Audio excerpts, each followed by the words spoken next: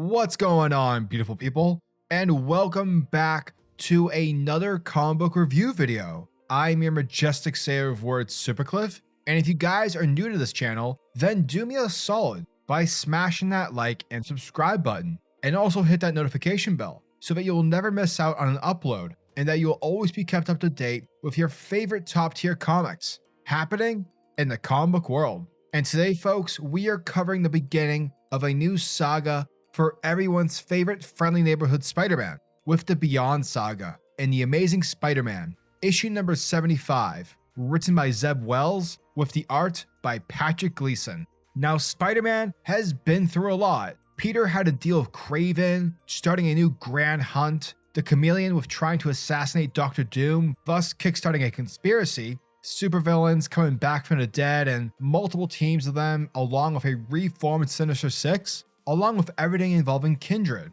It's been a lot for Peter, and now he's trying his best to take it slow. But Ben Reilly has returned to NYC and has fully taken back the mantle of Spider-Man.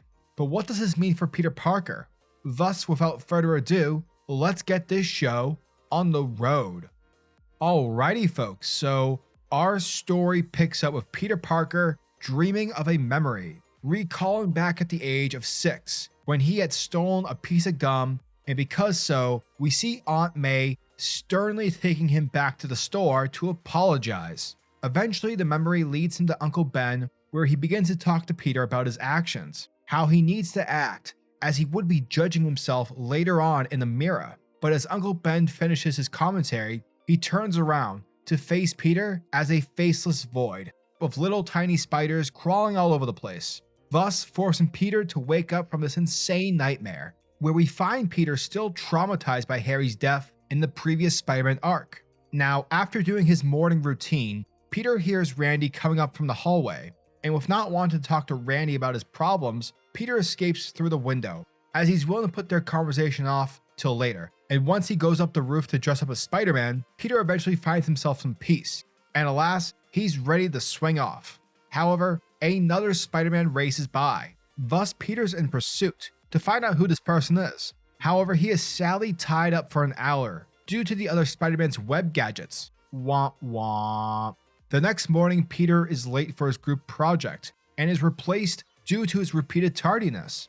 Hearing his answer, his classmate Derek advises Peter to talk with Dr. Connors for leeway to see if he can still pass the class, should his plighted schedule be true. However, the group will not take him back. Once alone, Peter is surprised by Ben Reilly's arrival, and the two have coffee, where Ben explains to him that he went swinging by his apartment the other night. Thus, it's revealed here that Ben Reilly is back as Spider-Man. Ben also reveals himself to be employed by the Beyond Corporation, and according to Ben, the company has been acquiring pieces of other corporations over the last couple of years, and also they bought the trademark to the Spider-Man brand, which Peter deduces was Otto's move, way back during the Dan Slott era.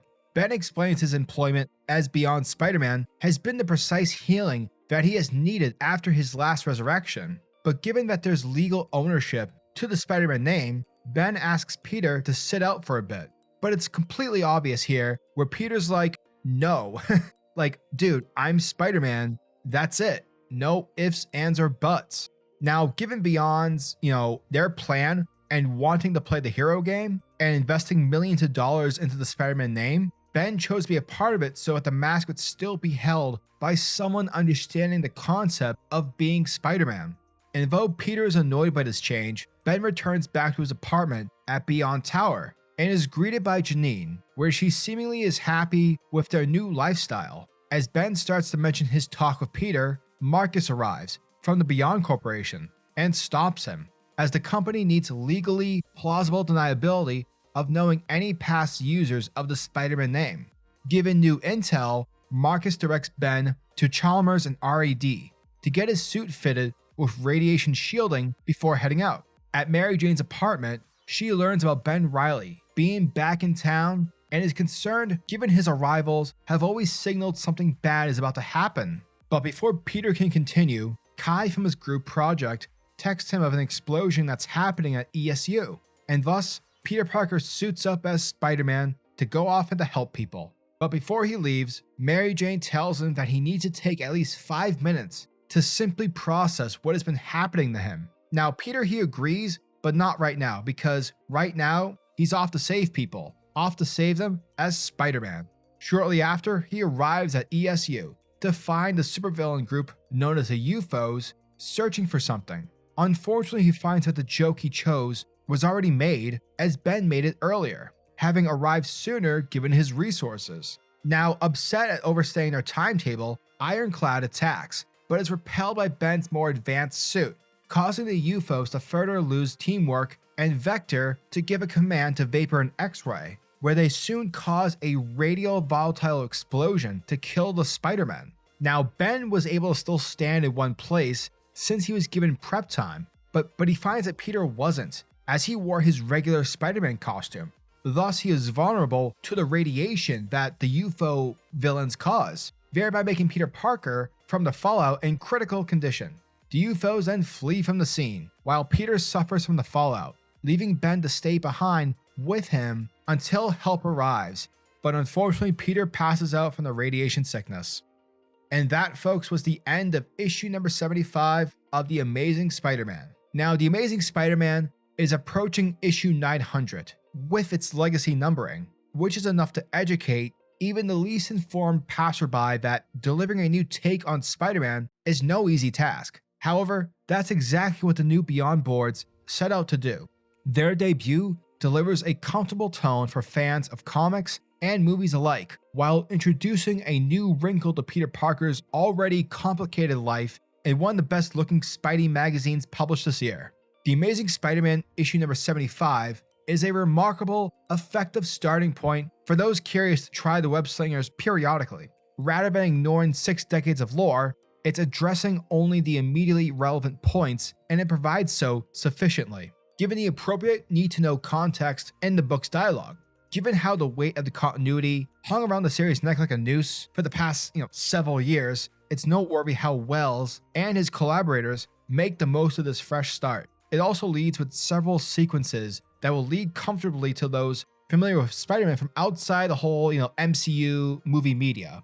Parker's puntastic humor, his appreciation for New York City's skyline, and his bombastic battles are all evidence in making a case that this is all the essentials for a Spider-Man series. That's important because the second point is that Spider-Man isn't only Peter Parker at the moment. The Amazing Spider-Man issue number 75 reintroduces his clone, Ben Reilly, in a new suit with financial backing from the Beyond Corporation, and it sets the stage for Reilly to be the only Spider-Man. Well, at least for the next couple of months, in the world of comics.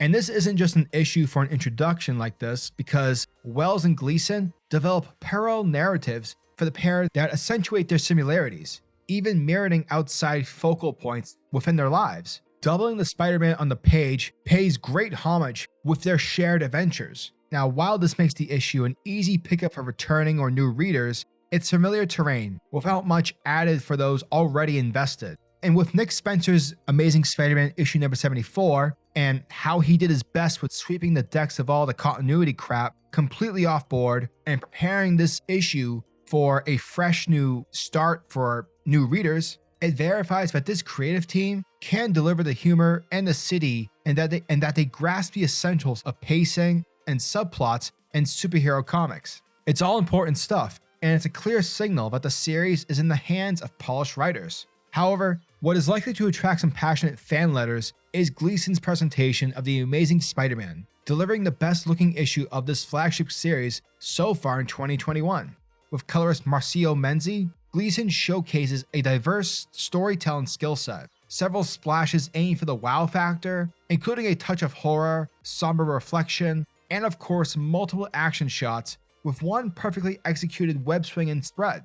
It's the balancing act conducted in dialogue-driven sequences and more densely packed action sequences that impress me the most. Those are the pages that manage the issue's excellent pacing and create space for it to cover so much ground in setting up this new era. A busy discussion with Ben Reilly and an overcharged showdown featuring 2 Spider-Man against the forces of UFO both present great potential as this narrative develops.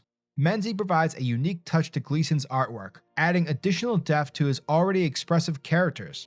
The Amazing Spider-Man issue number 75 functions as proof of the concept and editors at Marvel Comics should be delighted with. The issue delivers everything readers typically expect from a Spider-Man comic, and it does so with some originality and flair. If nothing else, it provides readers with a gorgeous story to read. The Amazing Spider-Man issue number 75 gets a 9 out of 10. And guys, if you like this video, make sure to hit that like button in order to show your support to the channel. And tell me, what are your thoughts on this issue? Did you guys prefer more of Nick Spencer's work, or are you guys excited we're actually getting maybe an actual Spider-Man story rather than just like the homework story that we got from Nick Spencer? Are you guys excited for issue number 76? Let me know your comments and thoughts in the comment section below. And until the next video, peace.